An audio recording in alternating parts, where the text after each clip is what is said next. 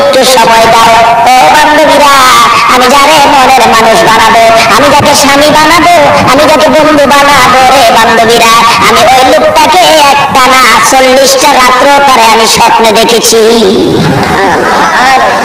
একটানা 40 রাত্র তাকে স্বপ্নে দেখেছি।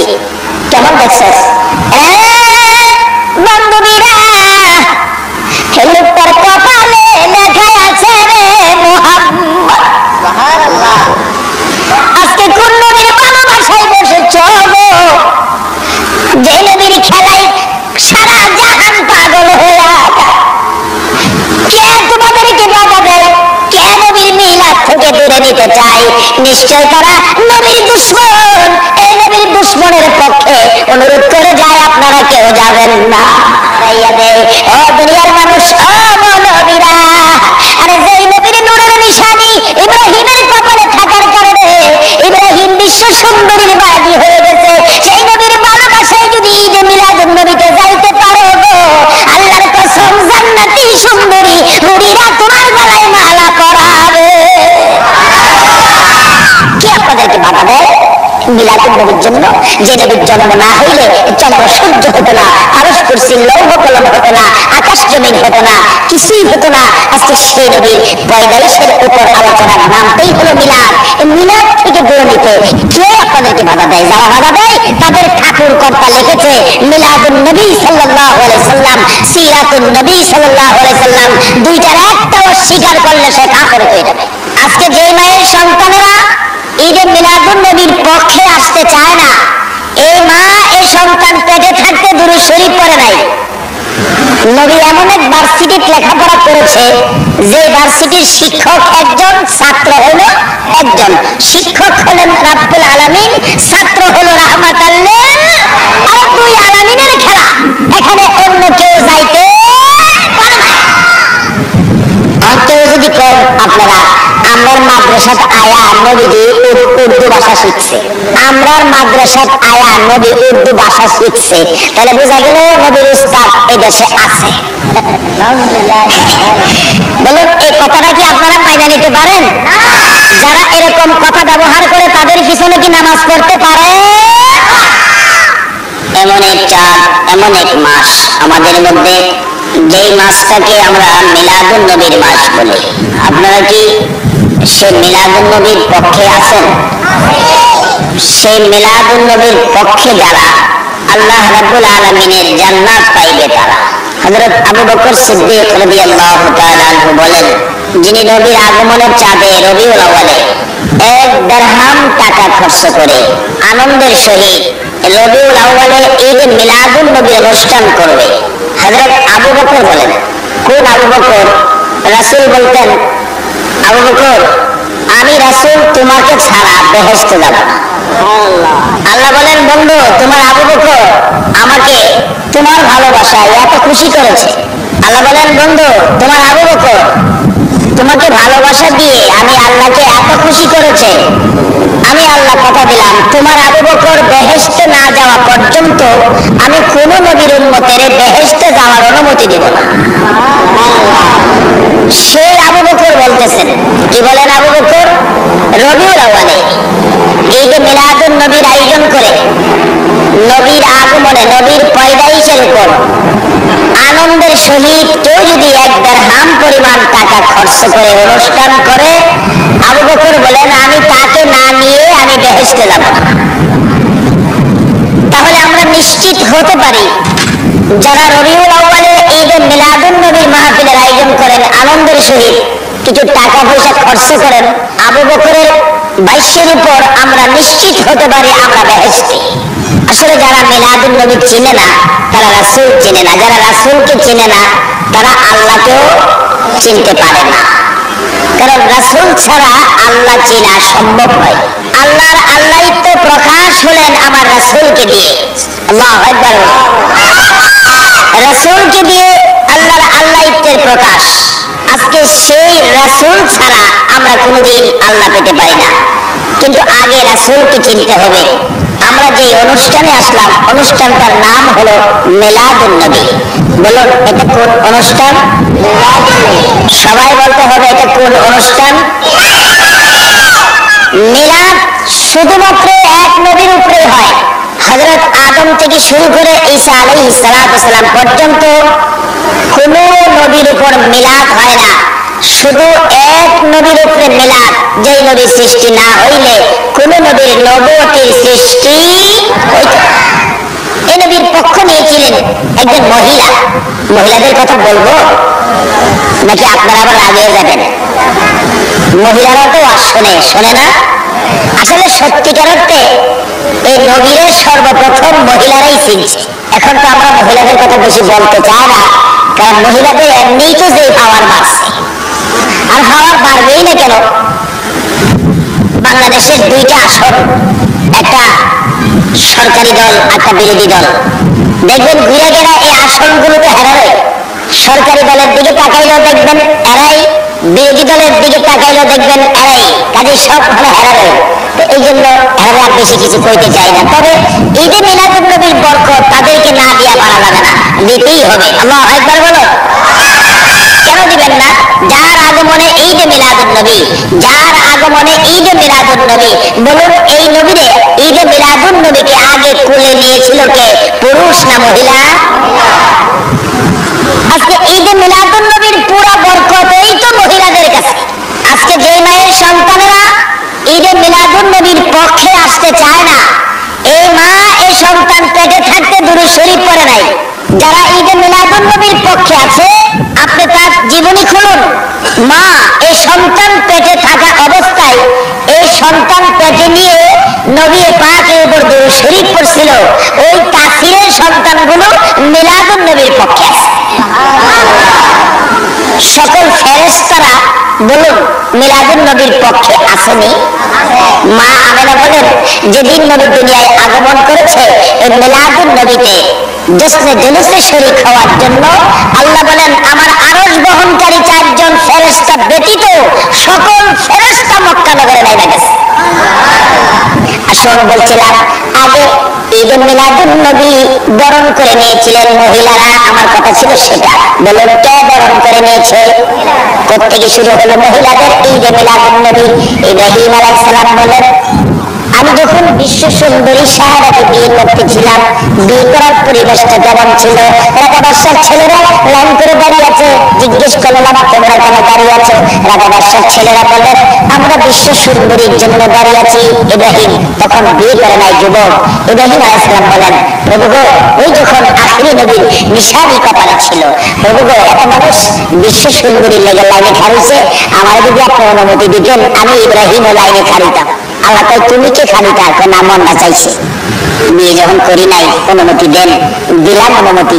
ইব্রাহিমের তো দাঁড়িয়ে আছে, দাঁড়াইতে গেছে লাইনে, যুবকরা আর একটা কিরিমছে খালি কোনি মারে, পিছিয়ে যান হুজুর পিছিয়ে যান। আরে কি ব্যাপার? আপনি এখানে দাঁড়াইলে পরিবেশ নষ্ট হইবে, পিছিয়ে যায়। ইব্রাহিম নবী দাঁড়ায়, প্রভু আমার একটা পিছিয়ে যাইতাম। বলুন ইব্রাহিমের কপালে যিনি আছেন ইনি যদি পিছিয়ে যায় দাম আসেনি? ইব্রাহিম ডাকে প্রভু কারা আজকে সেই নবীর মিলাদে বসেছেন, আপনাদের দায়িত্ব কত ভালো হয়ে যাবে। ইব্রাহিম ডাকে প্রভু আমার তাই পিছিয়ে যাইতাম, লাইনে দাঁড়াইতে দেয় না। আমার আল্লাহ কয় ইব্রাহিম রে যা রে পিছিয়ে দাঁড়া, লাইন ছাড়িস না, লাইন ছাড়িস না, পিছিয়ে দাঁড়া। পিছিয়ে দাঁড়াইলে কিছুক্ষণ পর ঘোষণা করে দিলেন ও রাজা বাদশার ছেলেরা যারা অপেক্ষায় দাঁড়িয়ে আছো, আজকে বিশ্ব সুন্দরী সাহারা বন্ধু বানাবেন, স্বামী পছন্দ করে নিবেন, তোমরা একেবারে সোজা হয়ে দাঁড়াও, ফিটফাট ফিটফাট ফিটফাট। টাই টানে, ফ্যান টানে, শার্ট টানে, কলার টানে, বোতাম লাগায় বিশ্ব সুন্দরী লেগে। পিতার দেখে বিশ্ব সুন্দরী বেরিয়ে গেলেন গো। এমনি সুন্দরী আরো সুসজ্জিত হলেন। দুই পাশে 40 জন করে 80 জন যুবতী বান্ধবী মহিলা। আল্লাহু আকবার বলো। কি যে পরিবেশ! মাঝখানে সাহারা, দুই দিকে 40 বান্ধবী। সাহারাকে লক্ষ্য করে বান্ধবীরা বলেন সাহারা রে বহুদিন বন্ধু তালাশ করলে পাইবি না, আজকে দেখ নতুন নতুন বন্ধু দেখা যায়, বল কাকে তোর পছন্দ হয়। ওই তো সামনের কাতারে একটা ছেলে খুব সুন্দর, ফর্সা চেহারা, চকলেট কালার শার্ট। সাহারা কয় আর পিছনেরটা দেখ, চলে না। ডান দিকের কাতার একটা দেখ, সম্ভব না। বাম দিকেরটা দেখ, হয় না হয় না। বান্ধবীরা ডাকে সাহারা রে, আর কতদিন ঘুরবি, আর কতদিন আমাদেরকে বিরক্ত দিবি, তোর পছন্দের মানুষ কি এই জমিনের নিচে আসে না। সাহারা দুইটা চোখের পানি ছেড়ে কান্দে, বান্ধবীরা রে মনে দুঃখ নিস না রে, বিরক্ত নিস না, কেন জানি আমার মন বলে রে আজকের বাজারে আমার মনের মানুষ আইসা পড়ছে। তোমরা যদি বিরক্ত হও তোমরা বসে থাকো, আমাকে একটু সময় দাও।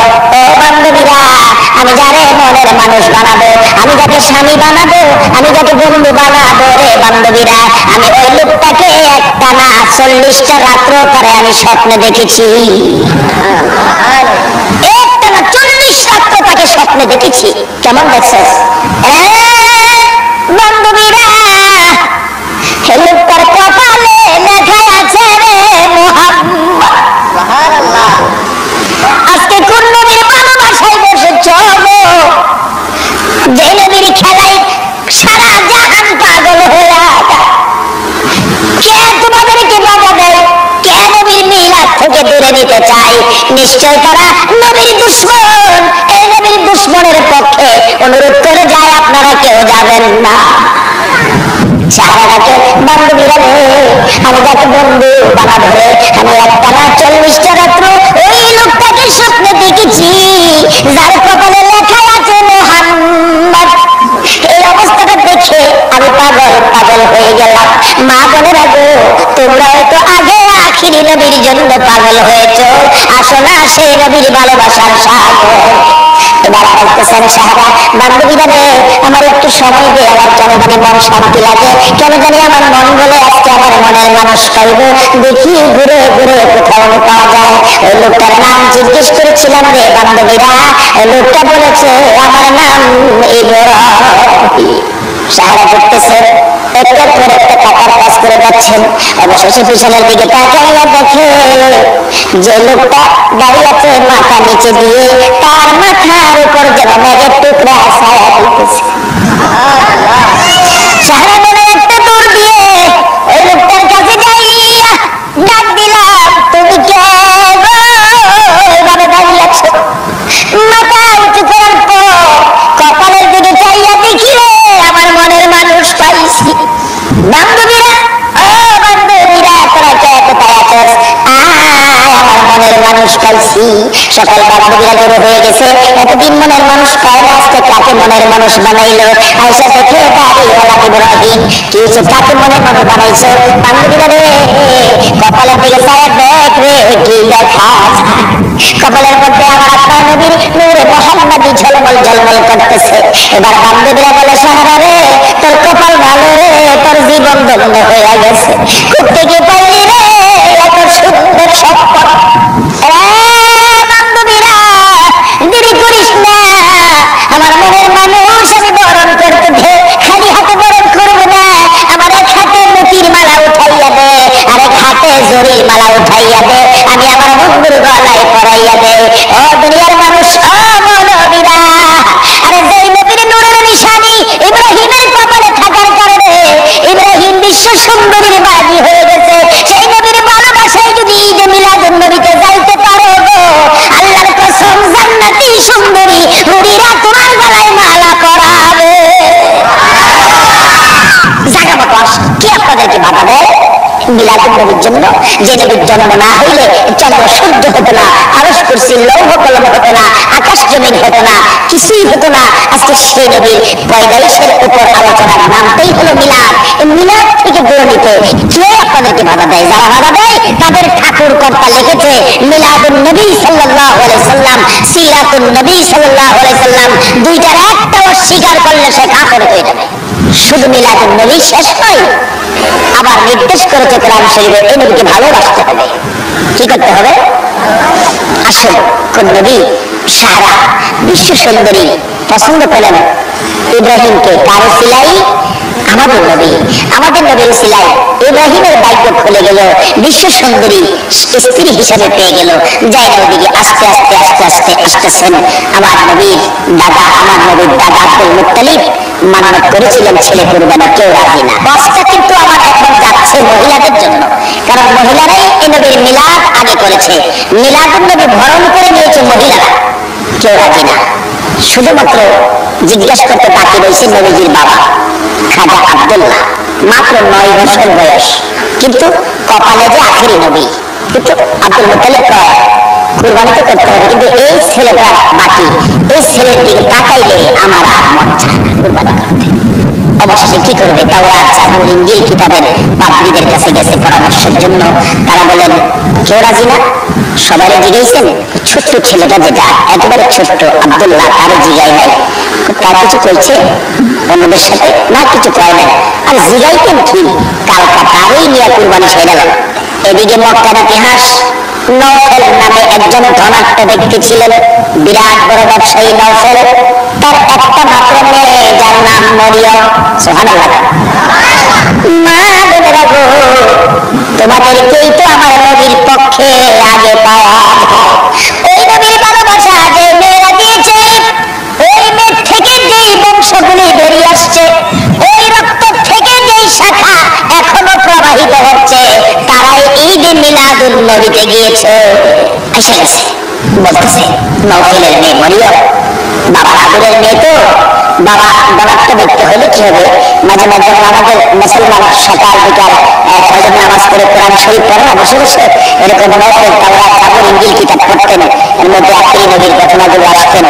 বাবার নাম আব্দুল্লাহ, মায়ের নাম আমিনা, এতটুকু লম্বা হবে, চেহারায় এরকম হবে, এরকম সাইজ আব্দুল্লাহর হবে, কপালে নূরে মুহাম্মদ থাকবে এই বাবা আব্দুল্লাহর কপালে। এগুলি পরে যখন ওই নওফেলের মেয়ে মরিয়ম বাবার কাছে বসে বসে শুনে আর আফসোস করে, দেখো আমি যদি সেই আব্দুল্লাহকে পাইতাম আর আব্দুল্লাহকে যদি স্বামী বানাইতাম, তাহলে তো আমি রাহমাতুল লিল আলামিনের মা হয়ে যেতাম। মহিলাদের পক্ষে যাইতেছে আজকের ওয়াজ, এটা আপনাদের কষ্ট নয় তো? কারণ মহিলাদের পক্ষে গেলে আমাদের দোষ কি? আমাদের কষ্ট হবে কেন? মহিলাদের মধ্যেই তো আমাদের মা, যে মায়ের পায়ের নিচে যান না। আজকে যদি আমাদের মা নবী চিনে, যদি ওই মা বোনেরা যদি নবীর পছন্দের রাস্তায় আইসা যায়, তাহলে আমাদের লাভ হবে। ওই রকম মার পেট থেকে জন্ম হবে 4 আউলিয়া, ওই মায়ের পেট থেকে জন্ম হবে মুহসিন আউলিয়া, ওই মায়ের পেট থেকে জন্ম হবে শাহজালাল, ওই মায়ের পেট থেকে জন্ম হবে খাজা মঈনুদ্দিন, ওই মায়ের পেট থেকে জন্ম হবে গাউসে পাক। কোন মা? যেই মা আমার রাসূলকে চিনছে। আব্দুল্লাহর কপালে কিছুটা তাওরাত, জাবুর, ইনজিল কিতাব মাফিক কিছু নকশা দেখা যায়। মরিয়ম টার্গেট করছে, তাতে আব্দুল্লাহ, তাহলে সেই আব্দুল্লাহ মাঝে মাঝে আব্দুল্লাহকে ডাকে, আব্দুল্লাহ এদিকে আসো, তোমাকে দেখতে তো কেমন লাগে, খুব ভালো লাগে তোমাকে দেখলে। নবীরে কখন চিনছে মহিলারা? আমরা তো অনেক পরে, এই জন্য দেখবেন নবী নিয়ে ঝামেলাটা পুরুষের মধ্যে বেশি, মহিলাদের মধ্যে কোনো ঝামেলা নাই। আব্দুল্লাহ তুমি মাঝে মাঝে আমার বাড়িতে আইসো। নওফেলের মেয়ে মরিয়ম বলেন, আমার বাড়িতে মাঝে মাঝে আইসো। আসলে আব্দুল্লাহরে ডাকে না কপালে যা আছে তারে ডাকে? মাঝে মাঝে আইসো। আচ্ছা আসবো, আসে। কিন্তু ঘোষণা যখন হলো এই আব্দুল্লাহকে দিয়ে কুরবানি ছেড়ে দাও, খবর হয়ে গেছে মক্কা নগরীতে, কালকে আব্দুল্লাহকে দিয়ে কুরবানি করবে। পরের দিন রশি নিলেন, ছড়ি নিলেন, আব্দুল্লাহকে নিয়ে রওনা হলেন খানায় কাবার দরজার পাশে। আব্দুল মুত্তালিব আব্দুল্লাহকে কুরবানি করবে। যে ঘোষণায় রওনা হলেন, নওফেলের মেয়ে মরিয়ম বীরাঙ্গনা মেয়ে, যুদ্ধের পোশাক পরে তরবারি হাতে নিয়ে 2টা চোখের পানি ছেড়ে মা বাবার পায়ে সালাম করে গোড়ারে করে উঠছে, মা গো, বাবা গো, বিদায় দাও গো মা। মনে যে আশা ছিল, এই আশার উপর আজকে ছুরি আসতেছে। আমার এই জীবন আমি রাখবো না, আমি দেখি আব্দুল্লাহকে বাঁচাইতে পারি কিনা। আসলে বাঁচাইতে আসছে কি আব্দুল্লাহকে না নবীর ভালোবাসাকে? নওফেলের মেয়ে মরিয়ম যুদ্ধের পোশাক পরে তরবারি হাতে নিয়ে ঘোড়ার উপর সওয়ার হইয়া মক্কা নগরীতে একটা চক্কর মারলেন, আর চোখের পানি ছেড়ে ছেড়ে কাঁদতেছে, ডাকতেছে, ও আমার বান্ধবীরা, মক্কা নগরীর যুবতী মহিলারা রে, আমার পক্ষে কে আসবি? আয় রে, আব্দুল্লাহর গলায় ছুরি দিবি, আয় আব্দুল্লাহকে বাঁচাইতে কে আসবি? নওফেলের মেয়ে মরিয়ম বলেন, এই ডাকের সঙ্গে সঙ্গে দেখি 200 যুবতী মহিলা তরবারি নিয়ে বেরিয়ে গেছে। যারা এইভাবে নবীর রিসালাতকে বাঁচানোর জন্য তরবারি নিয়ে বেরিয়ে গিয়েছিল, ওই মাদের রক্ত থেকে, ওই বংশ থেকে যারা জন্মগ্রহণ করেছে গো, তারাই তো ঈদে মিলাদুন নবীর পক্ষে আছে।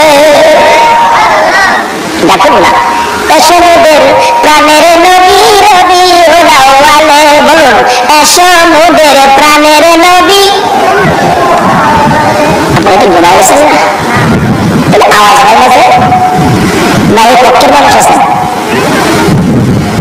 মহিলাদের পক্ষে ছাড়াও আছেন নাকি আপনার এখানে? তাহলে আওয়াজ হয় না কেন? না এই নবীরে ভালোবাসতে মন চায় না? ভালোবাসার সুরে গান তো এসো মোদের প্রাণের নবী রবিউল আউয়ালে, বলুন এসো মোদের প্রাণের নবী, বিশ্বভুবন হইল সৃজন তোমারই প্রেমের বলে, বিশ্বভুবন হইল সৃজন তোমারই প্রেমের বলে, এসো মোদের প্রাণের নবী রবিউল আউয়ালে, বলুন এসো মোদের প্রাণের নবী। শুনয় রে বাঙালিরা পাইছ মনি মুক্তাহিরা, শুনয় রে বাঙালিরা পাইছ মনি মুক্তাহিরা, সোনার বাংলায় সোনা পাবে নবীজির পাগল হলে, সোনার বাংলায় সোনা পাবে নবীজির পাগল হলে, এসো মোদের প্রাণের নবী রবিউল আউয়ালে, এসো মোদের প্রাণের নবী। ইয়াসরিব নামের পাথর আর বালুর দেশ এ নবীর ভালোবাসা দিয়া সোনার মদিনা বানাইছে। আমরা সোনার বাংলা নাম দিয়া কি পাইলাম, কি নিলাম? নিলাম কত্তরে বড় বড় পথ লইয়া রিলিফের টিন চুরি করা। নবী চিনি না বিদায় আমাদের মধ্যে সমস্যা ঢুকে গেছে। আসুন এই নবীরে চিনি। বাবার কষ্ট হয়ে গেছে আপনাদের? আসুন বাকি আলোচনায় যাচ্ছি। এবার নওফলের মেয়ে মরিয়ম 200 যুবতী মহিলা নিয়ে মক্কানগর খানায় কাবাটা ঘেরাও করে ফেলেছে। একটা দৌড় মেরে আব্দুল মুত্তালিবের সামনে হাজির হয়ে গেছে মরিয়ম। ও মা বোনেরা, তোমাদের ভাগ্য ভালো গো, তোমরাই তো আমার নবীর পক্ষে আগে গিয়েছো। তরবারিটা লইয়া রাখতেছে আব্দুল মুত্তালিব, আমার চিনো? আমি নওফলের মেয়ে মরিয়ম। তরবারি উঠাইলাম তোমার গর্দানের উপর। আব্দুল্লাহকে যদি কুরবানি করা হয় এই মক্কানগর রক্তের বন্যা বসাইয়া দিব, তখন মহিলারাও যুদ্ধে যাইতে পারতো, সে আইন ছিল। আব্দুল মুত্তালিব, আমি নওফলের মেয়ে মরিয়ম। তরবারি উঠাইলাম, যদি আব্দুল্লাহকে কতল করতে চাও আমি তোমার গদ্দানের উপর তরবারি চালাবো। ডান দিক বাম দিক তাকিয়ে দেখো 200 তরবারি তোমার উপর আসবে, রক্তের বন্যা বসাইয়া দিব, সাবধান। আব্দুল মুত্তালিব কয়, যেদিকে চাই খালি দি তরবারি। যদিও মহিলারা কি কনহারার তরবারিটা খুব দিলে কাটতো না, মহিলারা দাও দিয়া মাছ কাটে না, না কাটতে পেয়ে জবাড়ির জবাড়ি মেরে বলে আমার গায়ে একটা দিত। তারা ছিল যুবক। ও আমি আমার যুবক ভাইরা, তোমরা বুঝি ওই বংশের যুবক। আল্লাহু আকবার।